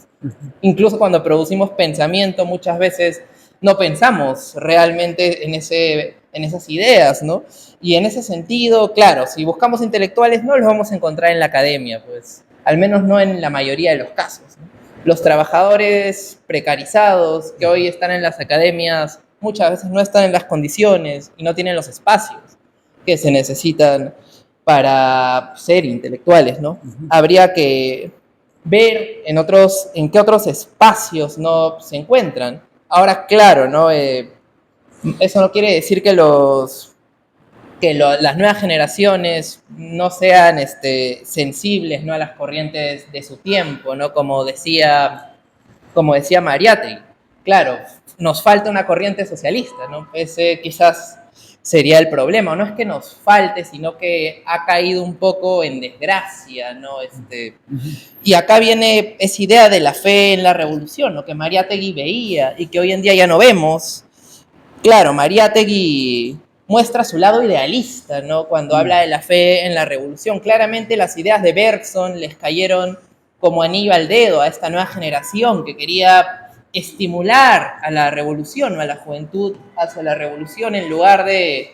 Claro, hay una crítica hacia los viejos marxistas, ¿no? Hacia la idea de los viejos de que bastaba con las ideas de progreso, bastaba con las ideas evolucionistas e historicistas, y que ellas eran las que nos iban a llevar hacia el socialismo, ¿no? Mariátegui trae ideas nuevas como la intuición y la voluntad, ¿no?, como lo necesario para construir el socialismo, para construir la revolución, ¿no? De ahí viene esta idea de la fe, ¿no? Mariátegui, cuando habla en la defensa del marxismo, realmente no llama a los viejos socialistas marxistas, ¿no? Los critica, los llama viejos socialistas, en el mejor de los casos, a pesar de que en su tiempo todo el mundo les llamaba marxistas a los ortodoxos de la Segunda Internacional, ¿no? Mariátegui pareciera que les quita el título y que también defiende el marxismo de ellos, ¿no? No solamente, o lo que él entiende sobre el marxismo, ¿no? Hay un tema acá sobre la agencia del movimiento obrero en la construcción del socialismo, que en realidad Marx nunca resolvió, ¿no? Seamos honestos, Marx, claro, en el 48 sí, ¿no? Ahí se habló de la lucha de clases, se habló de la revolución, pero cuando escribió El Capital ya no estaba en el 48, ¿no? Hace unas cuantas menciones, sí, pero Marx nunca termina de resolver este tema de cuál debe ser la agencia del movimiento obrero, y por eso, en la Segunda, tanto como en la Tercera Internacional, son coherentes con Marx, ¿no? No es que dejen de ser coherentes, ¿no? Esta pelea sobre la coherencia, además me parece inútil, ¿no? Claramente. Entonces, para Mariátegui, esta fe revolucionaria sería el remedio contra el relativismo. Y ello nos lleva al tema de hoy en día, ¿no? Y también de la juventud. ¿Qué fe revolucionaria tenemos hoy en día? ¿Existe la fe en la revolución? Yo creo que es un tema complicado, ¿no? Hay países que obviamente están pasando procesos revolucionarios de distinto tipo, no necesariamente los que nos gustarían, quizás, ¿no? Algunas son revoluciones nacionalistas, podríamos decir, pero claro, y en esos espacios donde hay guerras, donde hay conflictos, es más normal que aparezcan, pues, sentimientos revolucionarios. Pero es verdad que en el mundo occidental y en nuestro país ya no se nota esa tendencia, ¿no? ¿Qué pasa con los jóvenes de hoy en día? Y aquí viene también un poco la crítica, ¿no? La verdad, los jóvenes de hoy en día no queremos hacer una revolución, y bueno, también hablo por quienes son menores que yo, ¿no? No queremos hacer una revolución que termine en que nuestros hijos y nietos reaccionen contra nosotros, ¿no? Que salgan masivamente a protestar o que se vayan del país. No queremos tampoco que los sujetos más reaccionarios, ¿no?, que aquellos que defienden el capitalismo más salvaje señalen nuestra revolución y digan, ven, esa es la prueba de que el socialismo no funciona. Nosotros somos socialistas, muchos somos socialistas, no dejamos de definirnos como tal, pero queremos nuevas ideas, ¿no? Queremos también encontrar una respuesta para encontrar cómo el socialismo podría funcionar en el mundo en el que vivimos hoy en día, y no estar enfrascados en procesos que van a terminar mal, que van a terminar, bueno, vamos a terminar decepcionándonos incluso nosotros de nuestra propia revolución, y ahí la dificultad, ¿no?, que las ideas socialistas no encuentran una respuesta, y por eso necesitamos nuevas ideas. Está bien leer a Marx, está bien leer a Mariátegui, por supuesto, necesitamos siempre volver a los clásicos, eso no significa que no se tenga que leer a nuevos autores, y que también buscar producir y crear espacios. Yo creo que ese debe ser el trabajo que debe hacer hoy en día la izquierda. Debemos crear nuevos espacios de producción de ideas. Ya estamos en el Perú, muchos van a decir que en el Perú no se producen ideas, que debemos esperar a que lleguen de Europa o de Estados Unidos, pero no es verdad, ¿no? Podemos producir también ideas acá y podemos. Ahora existe el Internet. ¿Por qué no conversamos con nuestros camaradas de Europa y de Estados Unidos, intercambiamos? Quizá podamos producir algo todos juntos, ¿no? Ya que el socialismo debe construirse. Las nuevas generaciones deben construir un socialismo global, un socialismo internacional, interconectado, y que realmente, claro, las revoluciones son complicadas todas, ¿no? Pero esperamos que al menos podamos decir que estamos orgullosos de estas nuevas ideas y que estamos orgullosos, vamos a llegar a viejos estando orgullosos del socialismo que hemos construido, ¿no? Muchas Bueno, gracias, excelente. Sí, perdón. Acá el compañero de adelante. El compañero adelante. Después.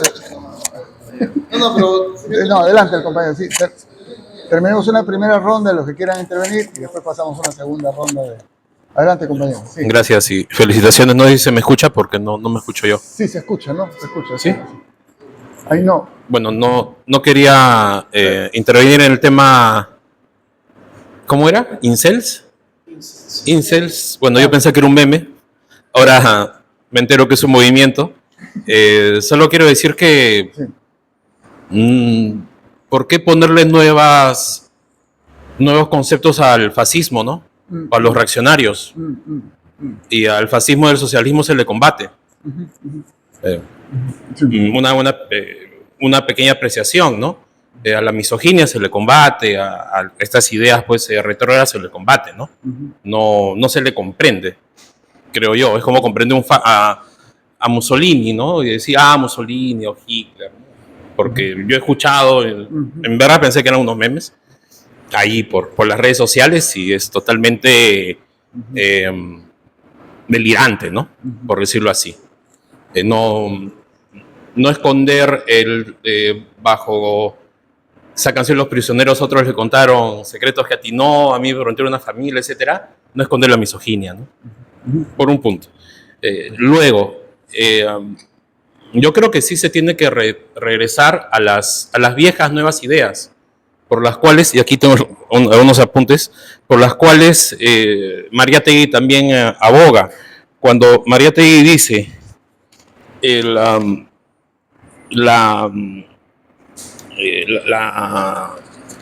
esa frase, la decadencia de la civilización, ¿no? El desgaste, el debilitamiento, el derrotismo, ¿no? Es el derrotismo de la sociedad burguesa. Entonces, yo creo que no hay que imbuirnos dentro de ese derrotismo del alma burguesa.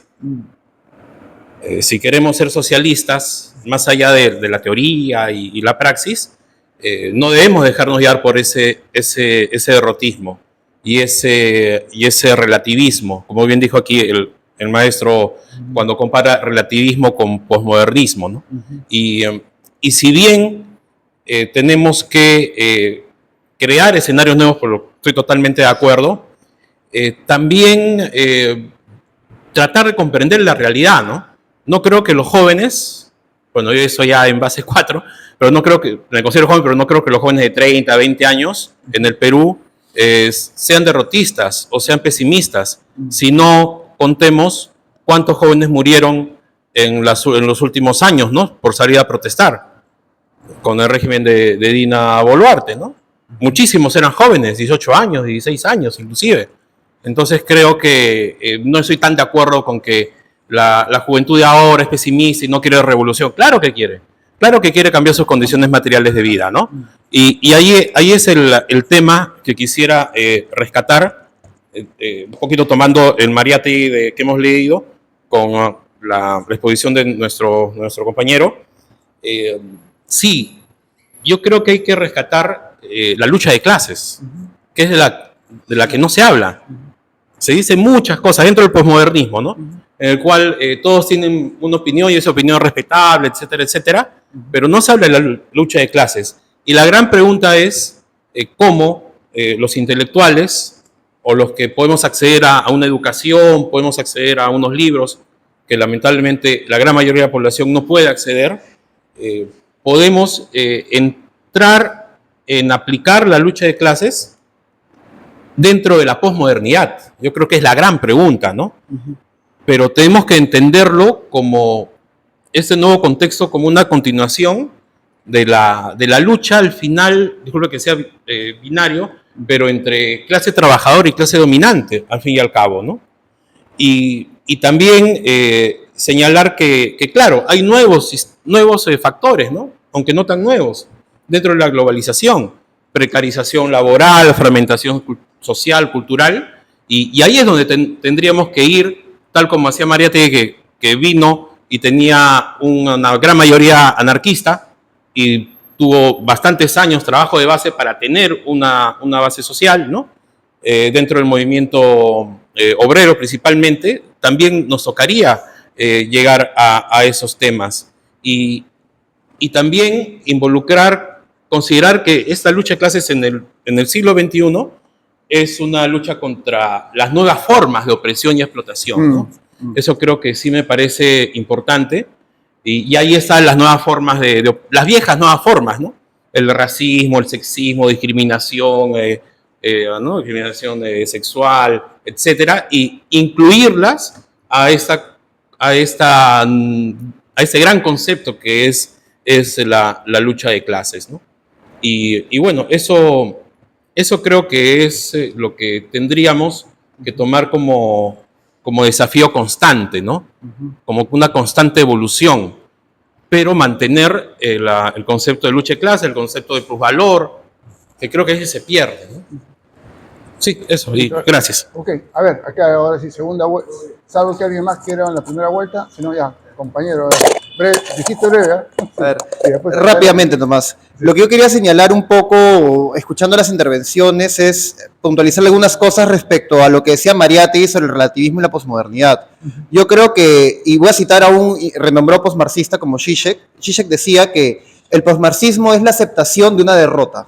Todo posmarxista es alguien que ha renunciado a la fe revolucionaria, al maximalismo, a un horizonte revolucionario de cambio y que se ha conformado con la idea de que no se puede abarcar la totalidad. Es más, o sea, la posmodernidad y el relativismo, el posmarxismo, te llevan necesariamente a una práctica reformista porque esa negación de la totalidad te lleva a una visión kantiana, a una visión de tratar de trabajar con ciertos aspectos aislados de la realidad y a solamente ver reformas, a no tener un horizonte estratégico claro. En realidad yo creo que ser posmarxista es antagónico con ser mariateguista, porque finalmente, y ese es el gran problema de la izquierda actualmente, es que al haber renunciado a ese horizonte de lucha, al haber renunciado a ese horizonte revolucionario, han aceptado el pesimismo de la sociedad burguesa, lo han interiorizado y han dicho, claro, es cierto, sabemos que lo anterior, la tradición PC de la Tercera Internacional fracasó, pero yo considero que las críticas que se le hacen desde la posmodernidad a los PCs, a la izquierda, es una crítica desde un punto de vista burgués y es que es totalmente desacertada.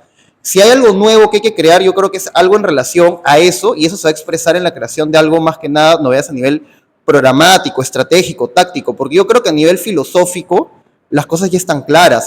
¿A qué me refiero con esto? De que justamente parte de uno de los vicios que hay desde la academia y que tiene que ver con el origen de clase pequeño burgués de muchos intelectuales es creer que la historia empieza con ellos, ¿no? Que a partir de ellos va a empezar todo lo nuevo y todo lo anterior ya fue, ¿no? Cuando en realidad, si bien hay que crear cosas nuevas, yo creo que hay que saber, en todo caso, acotar de que esa novedad va a ser en el plano político, programático, no necesariamente en el plano intelectual, las ideas. Eso quería acotar.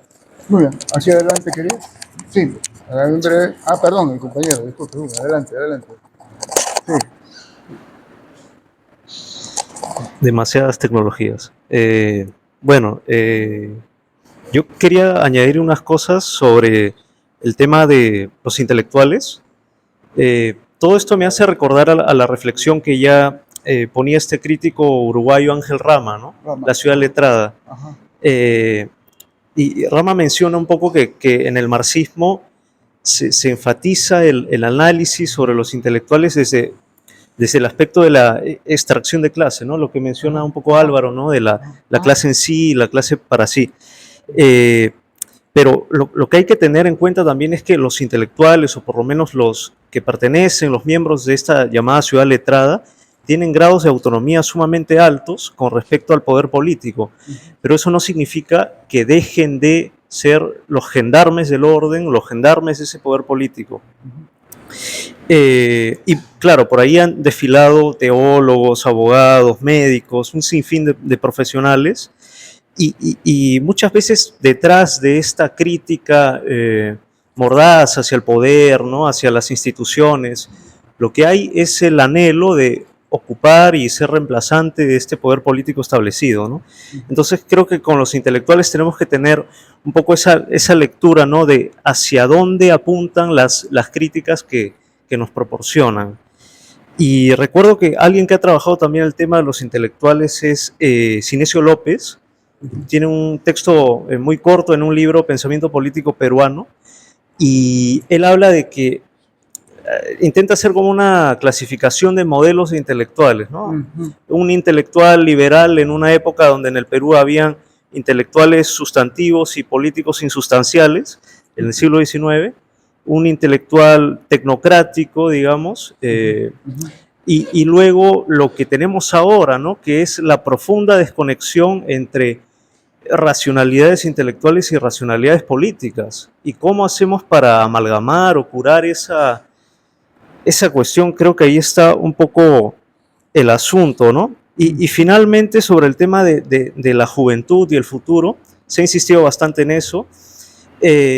Yo creo que o sea, no hay que descartar este anhelo futurizo que muchas veces la revolución nos puede significar, pero creo que debemos huir de estas posiciones marinetianas, ¿no? Un poco que nos invitan a quemar museos, a destruir la tradición, a matar el yugo de la sintaxis, ¿no? Creo que muchas veces la tradición o lo utópico también importa, pero la discusión está en quién produce esa tradición, quién produce ese utopismo, ¿no? Y sin duda creo que la apuesta está en construir algo así como una modernidad, ¿no? Pero como lo propone Bolívar Echeverría, ¿no? Como una otra modernidad.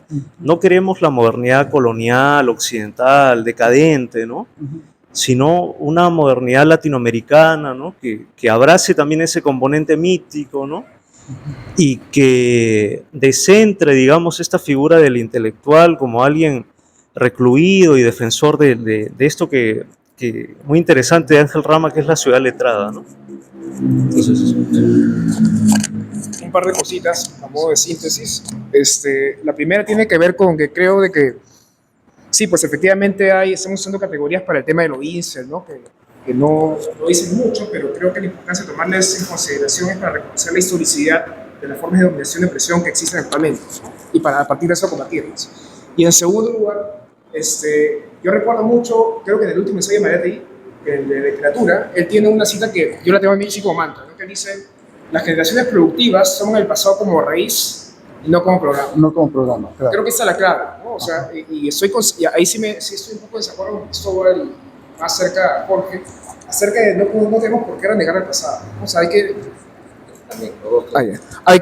que reconstruir la tradición, ¿no? O sea, hay que reconstruir la historia, la memoria de las tradiciones socialistas y hacer de que, pensando justamente, y creo que es una cita de que tú ponías en lo de Basadre, ¿no? Que una revolución solamente pasará en mucho, mucho tiempo, ¿no? Pero esta idea del pasado como herencia política creo que es poderosa como motor imaginativo y político, ¿no? Y bueno, volviendo al tema de la posmodernidad, comparto totalmente las críticas y la necesidad de justamente recuperar parte de esa tradición, es recuperar justamente la lucha de clases, pero cuando me refería al tema de la incorporación de esos movimientos sociales que terminaron siendo cooptados por la posmodernidad, es demostrarles de que bajo el marxismo, de que bajo la lucha de clases es también posible combatir el racismo, ¿no? O sea, demostrarles, por ejemplo, que el racismo peruano nace como la oligarquía criolla en el fines del siglo XIX, ¿no? Como parte de la composición de la humillación de clase, ¿no? Demostrarles a las feministas burguesas que la cuestión del trabajo reproductivo tiene agenda dentro del marxismo también, ¿no? O sea, esa idea de articulación, o sea, y de demostrar que la clase puede ser un eje de articulación más universal que sus identidades particulares, creo que es parte también de la agenda que tenemos que construir ahora, y sobre todo en un contexto de descomposición, de atomización y también de antiintelectualismo, como decía Álvaro, ¿no? O sea, el antiintelectualismo, que históricamente fue una corriente reaccionaria, hoy también está dentro de la izquierda, ¿no? Hoy también está entre los sectores progresistas, como se le llama ahora, ¿no? O sea, esta idea de la acción ciega, ¿no? Vamos a hacer huelgas, no vamos a marchar, ¿no? Sin pensar realmente por lo que estamos haciendo, ¿no? Entonces, ustedes los académicos blancos, ¿no? Que escriben, que no hacen, ¿no? Pero ¿por qué no van a las calles con nosotros, ¿no? Ese intelectualismo también está dentro de la izquierda y es muy peligroso. Y eso hace también la función intelectual hoy mucho más complicada, porque además tenemos en cuenta que a comparación de los momentos en que estamos discutiendo, ¿no? Donde está avanzando la cultura letrada, es un momento de la cultura letrada, el momento ya de la aparición de los medios de comunicación de masas, ¿no? En el Perú el cine llega a los 30, ¿no? En los 50 y el momento de la radio, ¿no? Las ciencias culturales. Ahora estamos en un momento en donde es un momento de cultura multimedial, ¿no? O sea, un momento donde la hegemonía del impreso se ha desplazado y ahora la función intelectual debe plantearse en este mundo que yo tampoco me termino de acostumbrar, a pesar que soy millennial, como les dicen, que es el mundo de las redes sociales, ¿no? O sea, es un mundo de instantaneidad, de fragmentación, de rapidez, donde no hay posibilidad de pensar un procesamiento de ideas mucho más profundo, mucho más denso, como el que había hace 100 años, ¿no? Entonces, también pasa por ahí, ¿no? Y también en pensar que también que la idea que tenemos de movimiento social ha cambiado, ¿no? Y sobre todo lo que está demostrando ese ciclo de movilización a nivel mundial que surge luego de la crisis de 2008, es que estamos en momentos donde las movilizaciones sociales son estallidos espasmódicos violentos, pero que se apagan tan rápido como se prenden, ¿no? Entonces, ahí creo que hay una desafección muy grande, hay malestar, hay bronca, y creo que la gente está, por ejemplo, ¿por qué ha vuelto con fuerza el tema de la astrología, ¿no? El tema de las casas astrales, ¿no? O sea, la fake news, ¿no? O sea, creo que hay, sinceramente, creo que eso es síntoma de que la gente quiere creer en algo, pero está encontrando salidas, furgones de cola, dentro de la lógica postmoderna, a falta de un relato mucho mayor que nos aglutine como una fuerza política hacia el futuro, ¿no? Eso nada más. A ver, puntual. Sí, pues yo quiero intervenir. Me noto para intervenir. A ver, sí, los dos. Para la historia, los dos. No, solo respondo las breves alusiones, ¿no? Yo, claro, y creo que cuando hablamos de nuevas ideas, no hay nunca ninguna intención de rechazar la tradición, no la tradición. Ya. Y porque, claro, ninguna revolución en la historia se puede construir de la nada, ¿no? Se construye sobre lo que existía. Peligroso, Incluso si lo que existía era, pues, el absolutismo monárquico, esa realidad era lo que marcaba, para bien y para mal, los futuros gobiernos tras las revoluciones, ¿no? Claro, no se puede rechazar del todo, se tiene que aceptar y se tiene que trabajar con lo que ya hay, ¿no? Ahora, el llamado a nuevas ideas, más que un rechazo del pasado, me parece un reconocimiento del presente, ¿no? Un presente donde lamentablemente los debates de izquierda son mucho menores a los que había en otras épocas, donde la izquierda, a pesar de que hay una crisis, ¿no? Siempre, la verdad es que las crisis siempre hacen fuerte a la reacción, ¿no? Incluso más que a las fuerzas revolucionarias, ¿no? Pero en esta crisis casi no hay fuerzas revolucionarias, hay más que nada reacción. Y ese es el presente frente al que tenemos que reaccionar y frente al que tenemos que decir necesitamos nuevas ideas, ¿no? Porque si todos queremos socialismo y todos creemos que eso es a lo que debemos aspirar en el futuro, la verdad es que no está claro el cómo, ¿no? Y decir que está claro, creo que es no reconocer lo que hay en el presente, ¿no? Si el cómo estuviera claro, pues yo creo que habría mucha más gente saliendo a defender los procesos revolucionarios, sean estos, bueno, se den como se tengan que dar, ¿no? Y bueno, esa es mi respuesta. Claro. Muchas gracias. A ver, una intervención personal del asunto, ¿no? Creo que en todo el ciclo hemos insistido bastante en la centralidad de la lucha de clases. Y uno de los objetivos de este ciclo de recuperación de historia de la crisis mundial era, de alguna forma, confrontar esta visión campista de lo internacional, ¿no? Con una visión de lucha de clases. Y no solo de lucha de clases en el sentido de conflicto entre, sino también de dialéctica interna dentro de los sujetos, ¿no es cierto?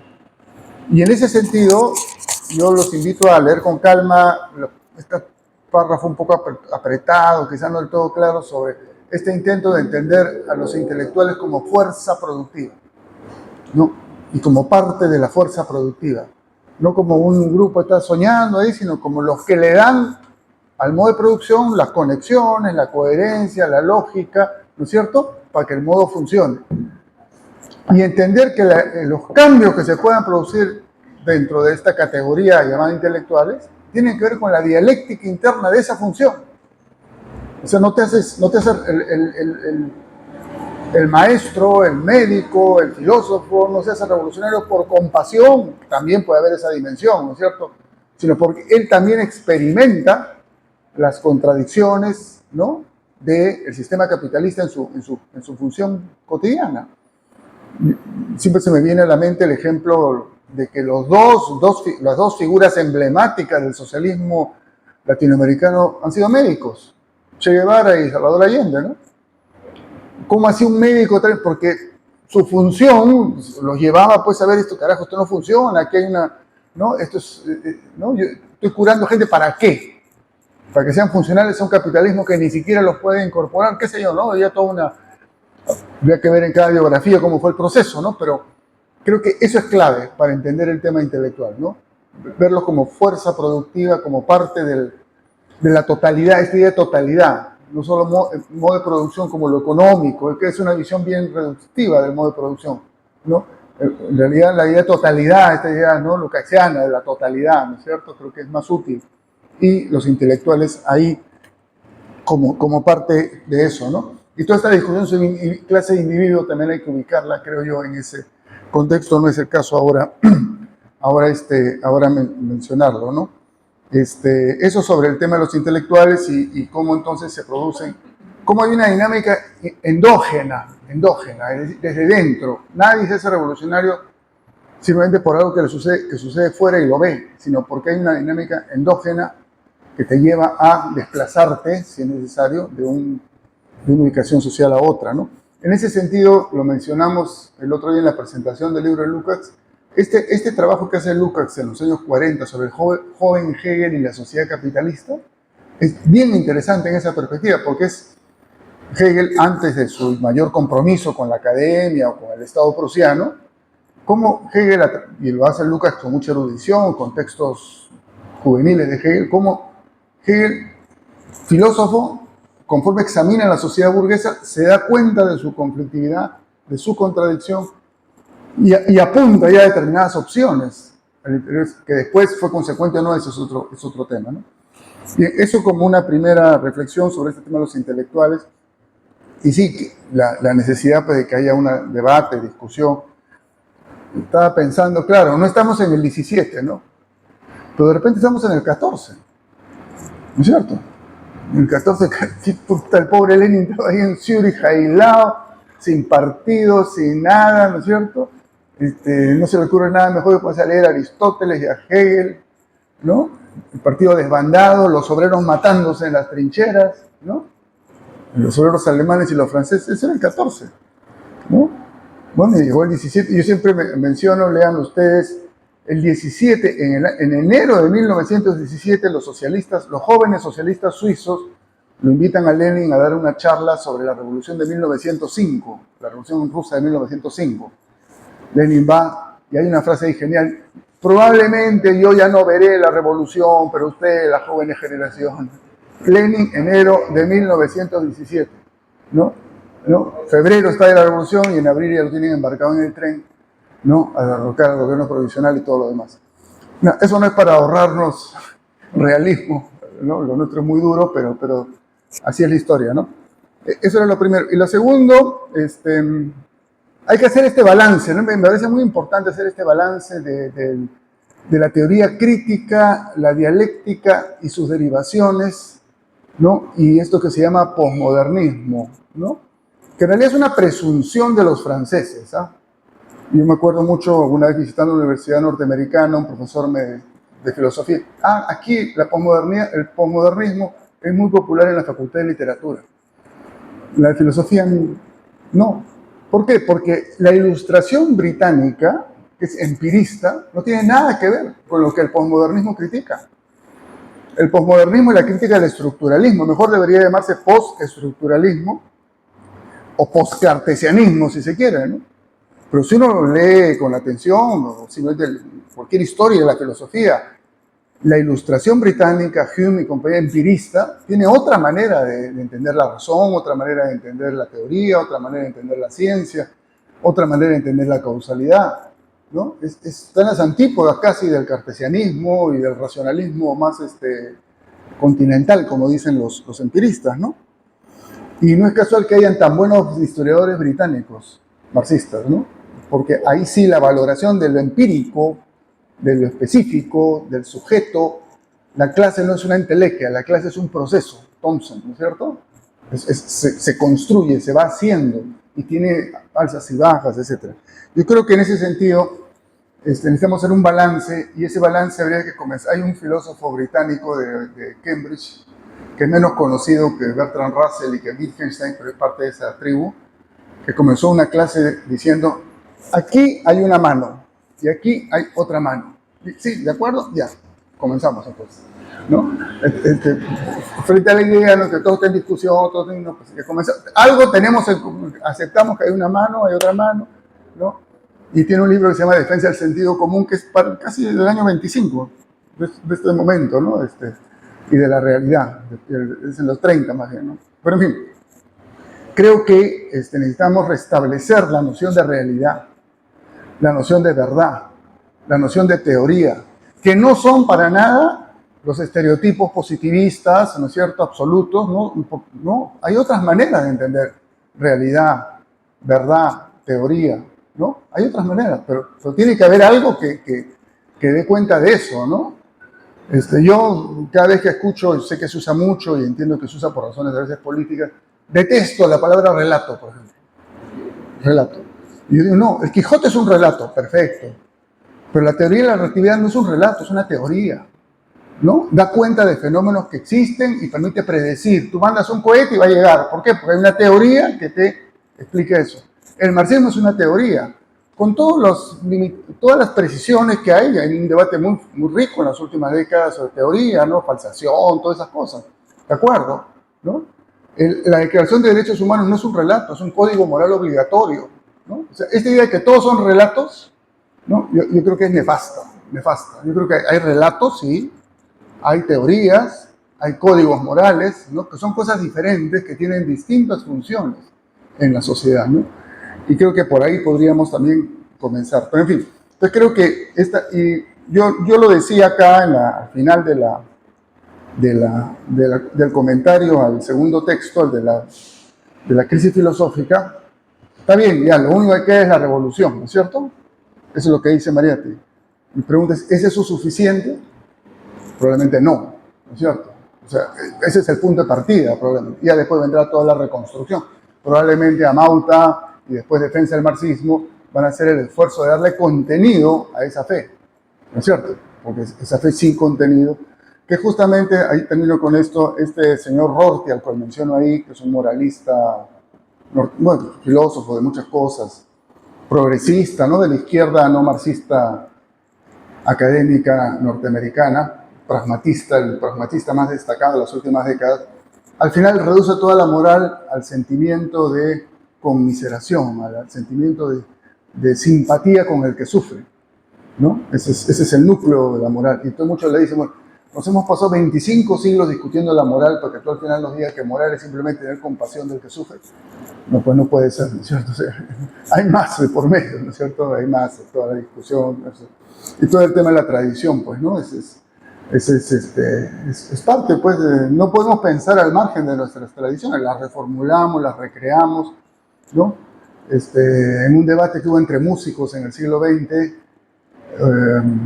sobre quién era más fiel a las partituras, uno de ellos decía, respetar la tradición no es venerar cenizas, sino es pasar una antorcha, ¿no? Recibir una antorcha y pasarla, ¿no? No es venerar cenizas muertas. En fin, Entonces creo que ese debate, ¿no?, lo vamos a continuar dando en estas conversaciones sobre el marxismo y seguramente cuando más adelante discutamos a Mauta, algunos textos y sobre todo defensa del marxismo, seguramente ahí vamos a poder. Bien, Hernando, ¿tú querías seguramente algún comentario final como ponente? Sí, yo quiero destacar la necesidad de que en nuestras vidas, en nuestras prácticas, tengamos presente la idea esta, como les decía hace un momento, que discutimos la semana pasada, la de la actualidad de la revolución. Es decir, estos son tiempos difíciles, no hay certezas, ni siquiera entre nosotros mismos hay certezas. Si la ideología burguesa, el pensamiento burgués es un pensamiento racional,